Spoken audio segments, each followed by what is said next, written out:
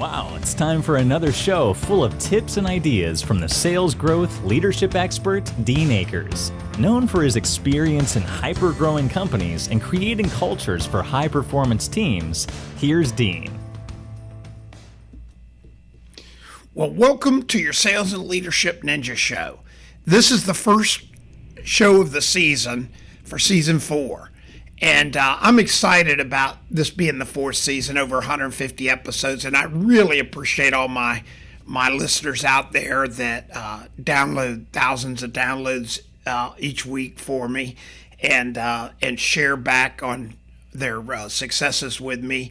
And this is what motivates me. And today we're going to talk about passion. And my passion, obviously one of my passions, is coming to you guys each week, bringing you a show that will help you. Today's show is setting your year up for success. As we kick off 2021 with 2020 in the rearview mirror, we're going to talk about how to make it a successful 2021, and we're going to work every week and with tips to create the best version of your success, best version of yourself for the success you want and deserve. And that's going to be our criteria this year, is creating that best version of your success, of yourself. And I know we're going to be able to do that because I've gotten so much feedback from so many of you that have had successes this past couple of years. So this year we're going to go back to somewhat of the basics. First is the foundation. The key is to believe in yourself and your success. Why is this a key? So many people are victims of their own self-talk. I can't tell you how many people I meet on a daily basis that are victims, and they're really victims of themselves. They will actually convince themselves of things that are just not true, whether it's the economy, whether it's whatever it is. And they get mired down in their own self-talk. So this year, we're really going to focus on techniques to help you understand that you're really in control of your destiny. And this doesn't matter whether you're in sales, growing a business, or a leader running a business, or in the case of a lot of folks that may be tuning in, you may be looking for a new job or new career. So where do we start? The biggest thing that I've learned is I've got to look in the mirror. Every time I look into my own context of what I want to do, I find that the things I'm thinking about, competition, other people, is very small. I'm really small in the big scheme of things. In other words, I can tell you that I've gone into businesses and they'll go, man, it's so competitive. And I go, where does your customer come from? And they'll tell me, and I go, so how competitive could it be when you have 40 customers a year and there's 30,000 people within 5 miles of you? So the biggest thing we have to do is understand that we're really small in the big scheme of things. And this includes the pandemic, all the noise that you're going to find. So I found looking in the mirror and really answering, are you accountable for everything that you can influence? And if you're accountable for everything you can influence, what's happening in your life? Again, 100% of the time I find when I visit with people, they're not taking this ownership. So today I want to talk about this in the context of my 3 circles, which I've shared with many of you many times on shows and in person. So it's just simple math, the 3 circles. When I've applied it to anything, I'm always finding that I accomplish and it never fails. The operative word is never. So how does it work? In this show, I'm actually going to use the 3 circles. I'm focusing on getting a career or a job. In future shows, I'll focus on sales and then leadership and how it applies in growing your business and or growing your sales. So in these tough times, many folks are, quote, looking for a job or maybe want to make a career change. There's many reasons that this happens in our life. It could be we're moving to a new marketplace. It could be we don't like where we work. It could be that we're just bored and want something new. There's 100 reasons of why we may be making career changes. We might have even just gotten fired or terminated or laid off. But we're not going to focus on that. Instead, we're going to focus on getting the career you've always wanted in the field that you're passionate about. So the first thing that you have to do is really determine what your passion is. And people will ask me, well, Dean, what's your passion? Candidly, my passion is helping others, and it really is. And it has been for years. It's been one of the keys to all the different opportunities I've had is helping others. And quite frankly, I've been able to monetize that too. So it's also been a really great thing for me financially is helping others. So when we're growing up, finding your passion and developing this really takes having honesty with one person, which is yourself. And we're conditioned to do what other people think we ought to do. So when you're honest with yourself, then you can spend time developing what your passion is, and you can create a career, and you'll never work another day in your life.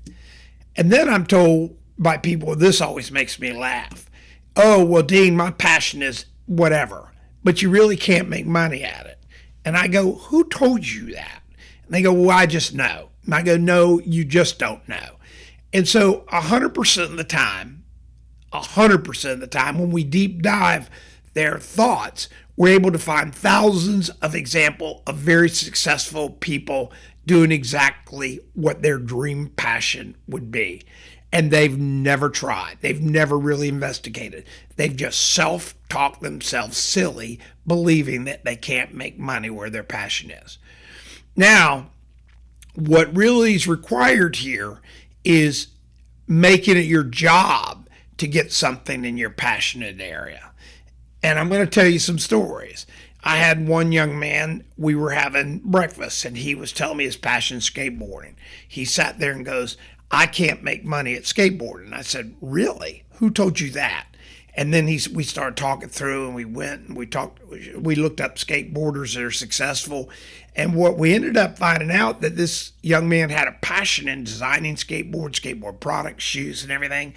And today, he has a website selling skateboard products, and he's getting his gig deal going, and he's doing really well. He has an Instagram site. He's got thousands of followers now and doing really well.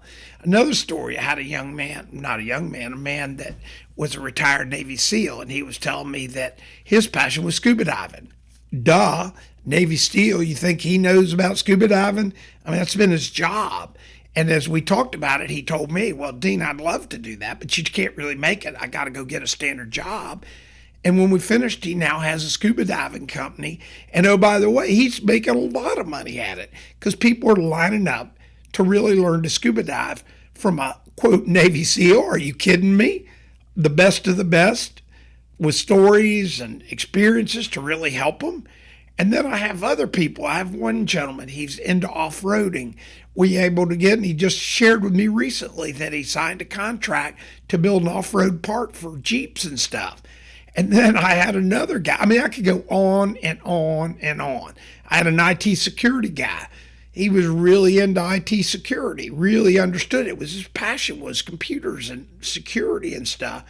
But he couldn't get a job. He submitted resumes. I said, where do you want to work? He told me the company he wanted to work for. I said, you're going to go meet the CEO. And when you meet him, you're going to tell him that this is the job and the company you're going to work for. And oh, by the way, you want to work in IT security. Guess where he works today? Works in IT security at that company. And it was not a minimum wage starting job. He was passionate. His passion came through. He was experienced, and he was able to do it. I had one other guy, and I'll finish on this. He was telling me he couldn't get a job. I said, where do you want to work? He told me 2 or 3 companies. I said, well, you're going to work for them. I want you to go to the company. We're going to go to this first one. Would you like to work there? I go, I'd love to work there, but their HR's not gotten back. I said, you're going to go over there today. You're going to walk in, introduce yourself, and then you're going to ask to meet the CEO, and you're going to share with the person at the desk, this is the company you're going to work for, and you want to meet the CEO. Probably not going to meet you because you're A, cold calling, B, he might not even be there. We went to the company, and I texted him, and I said, you're going to rock it. That afternoon at 3:30, he sent me a text back, quote, starting on Monday. And this was a six-figure job. So quit making examples. There's thousands of examples in the space you want. I could do a 50-hour show just telling stories, as some of you know, of things where this is applied. And the operative word, it always works when you apply yourself to go find where you want to work. Don't go to these sites and post your resume. No, be intentional and you'll find the job you want or the career you want. So quit making excuses. There's thousands of examples in the space of a success where you want to work. So here's how the 3 circles works. Pick the career you want to be in. It could be whatever it is. It could be painting. It could be anything. And that's circle 1. Put it in there and then put how many times you've tried to get started in that career. For most of you, that's going to be 1 or 2 times in circle 1. Circle 3 is go on the internet and find examples of that success of jobs. You're going to find thousands, maybe tens of thousands of jobs that people are successful in exactly with where your passion is. Then circle 2 is the opportunities, which is circle 3 minus circle 1. Circle 2 is the opportunities you miss because you didn't even try to do something. And this is in your passion. So today is the first day of your future. Own it, develop it, and know that you're in control. Just understand that the biggest competitor is a competitor in your head, and that person needs to be silenced. Don't let the real competitor control your life. Silence your self-talk. Silence your self-talk today. So, your goal or role this week, if you're looking for a job or want to make a career change, is map it out. Look it up. Find out what that universe looks like in circle 3.